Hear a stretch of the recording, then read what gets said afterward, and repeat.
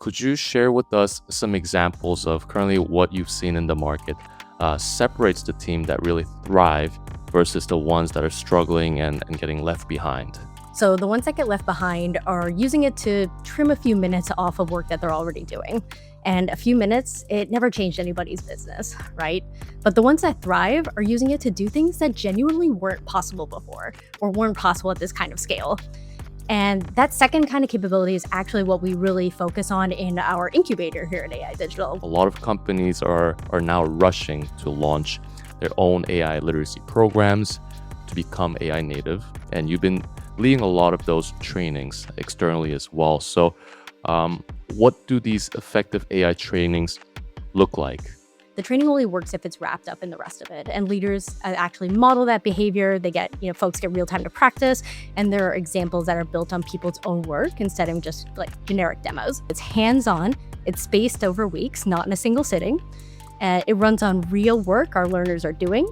And it always offers avenues for continued practice and application, so the skills actually stick.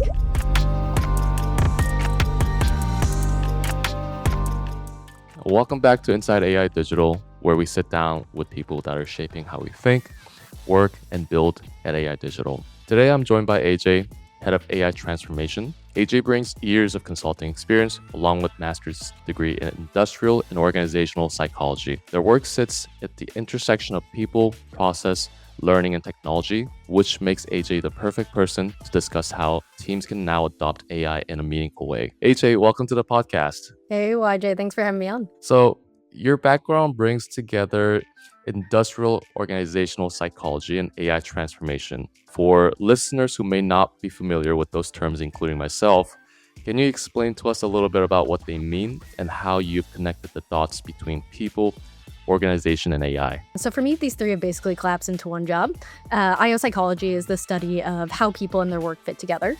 Organizational development is how you actually change an organization once you know what needs to change, the culture, the incentives, the way work flows. And then AI rewrote what that work even is, probably faster than anything I've seen in my career. And what really pulled me towards the AI adaptation side was this pattern that I kept running into. And that was that a company would buy a technology, they would run the pilot, and then it would stall. Almost every time the technology worked fine. What broke down was everything around it. The old habits, the incentives that quietly rewarded the old way, the culture that just wasn't built for it. And that's really the human system. And the human system is exactly what IO psychology and organizational development have spent a century on. So that was really the most useful place to stand for me, was on the human side of things, helping people and teams to actually make this real shift. And that's kind of what I decided to do. That's really interesting. So you talk a little bit about the human system potentially being the bottleneck of adoption. Could you share with us some examples of currently what you've seen in the market separates the team that really thrive versus the ones that are struggling and getting left behind? Yeah, absolutely. So I answered this question briefly at Programmatic AI, but I'll take a bit of a different angle here. So one of the divides that I'm seeing is what the team is actually using AI for. So the ones that get left behind are using it to trim a few minutes off of work that they're already doing. And a few minutes, it never changed anybody's business, right? But the ones that thrive are using it to do things that genuinely weren't possible before or weren't possible at this kind of scale. And that second kind of capability is actually what we really focus on in our incubator here at AI Digital. We build custom AI tools that let agencies and brands take on work that they couldn't take on at all before, with knowledge that never would have been accessible previously. But having the AI and getting people to use it are two very different things. So there's a concept in IO called self-efficacy, basically the belief in your own ability to get good at a specific thing or achieve a certain task. And the research shows that self-efficacy is built by stacking small wins, by actually doing the thing and succeeding at it. So telling people to be confident or pushing the tool from the top barely moves it. And that matters with AI because the early learning curve makes you feel incompetent, right? You put in a clumsy prompt, you get garbage out, you never want to touch it again. But someone who gets an early win thinks, I can do this, I can keep going. Someone who gets that garbage, decides they're bad at it, they're kind of quietly backing away. So the team that thrives is going to be the one where you have, enough people that have stacked up those small wins to really trust themselves with it. I love that. We recently had conversation with SVP of Empowerment, Kristen, where she talked about becoming the best version of ourselves and building that psychological safety and the ability to balance stress with recovery and really focusing on those smaller wins. I think really that helps us get through day to day as well as position ourselves for personal and professional growth. And that psychological safety aspect is so important when we think about AI as well. We need to feel that we can make mistakes, we can mess up, we can try things out and learn from it, and we know that we're not going to be judged by our peers, and we're all kind of in this journey together. So establishing that psychological safety is absolutely critical. Great. I want to pivot to AI transformation. A lot of companies are now rushing to launch their own AI literacy programs to become AI native. And you've been leading a lot of those trainings externally as well. So what do these effective AI trainings look like? Yeah, absolutely. So I'll tell you a bit about maybe what some of these trainings actually get wrong, so I can tell you what we're getting right. So I would say two big mistakes are happening kind of across the board with a lot of these AI trainings. The first is that we're treating the training as the whole job, when realistically, it's probably about a third of it, right? You can run a flawless program, but if people then go back to a manager that never touches AI and they get no time to practice and nothing, there's nothing in how they're measuring rewards that's going to actually incentivize usage, that skill is going to be gone in 2 weeks. The training only works if it's wrapped up in the rest of it. And leaders actually model that behavior. They get, folks get real time to practice. And there are examples that are built on people's own work instead of just like generic demos. And then the second mistake is treating it as a one and done event, right? You run a single workshop, everyone sits through it, then you kind of move on. But using AI well, it's a skill, and you don't build a skill in an afternoon. You build it by doing the work over and over for weeks. So one workshop is kind of like having one workout with a personal trainer, right? It can be super helpful in teaching you the proper technique, especially if you're practicing it yourself and not just watching the trainer do it. But ultimately, one lesson isn't going to get you into shape, right? You need to come back and implement what you've learned at the gym week over week. And it's the same with AI. And that's, a big part of why our program, which is AI for Advertising, is built the way it is, right? So it's hands-on, it's spaced over weeks, not in a single sitting.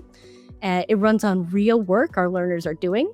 And it always offers avenues for continued practice and application, so the skills actually stick. Building a habit, it's always the hardest part. So we really try to make that as easy as possible.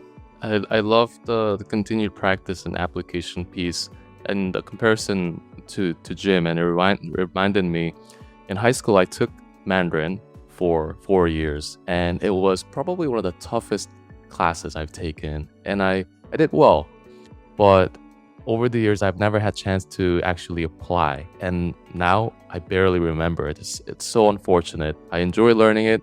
I enjoyed speaking it, but now it's just kind of gone. So I totally agree with that. So speaking of AI adoption, it feels different from other types of change because it's moving so quickly. And like you mentioned, it can impact how people think about their roles. From an IO psychology perspective, what do leaders tend to underestimate when driving AI transformation? Yeah, good question. So I would say there's probably two things here. The first is that there's a real skill gap, right? And leaders do underestimate it because the tool kind of hides the skill gap, right? Anyone can open a chatbot or a platform and get a confident sounding answer. So it looks easy. Leaders assume everyone will just kind of pick it up and run with it. But there's a big difference between getting an answer and using AI well on real judgment-heavy work, knowing when to trust it, knowing when to push back, and knowing how to use it to really drive innovation and enhance the human element. And then to your second point, right, there's this well-documented idea in my field called identity threat. And when something looks like it devalues part of how you see yourself professionally, you instinctively move to protect that identity. And the research is clear that more central to the identity, the stronger the protection response. So your best people, the ones whose sense of self is really wrapped up in their craft, think about your creatives, are often the ones pushing back the hardest. So from the outside, that kind of looks like resistance for no reason, but underneath, they're protecting themselves. They're protecting, what they value in themselves. And there's related finding that under threat, people get rigid, they retreat to old habits instead of experimenting, which is the opposite of what you need here with AI. So those two problems kind of feed each other. The threat keeps people from experimenting, and not experimenting keeps the threat alive. Say, we were able to overcome these threats.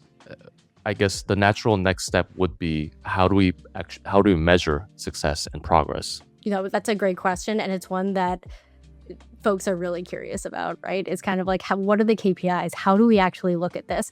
And our tendency is to go for dashboards that we've used previously.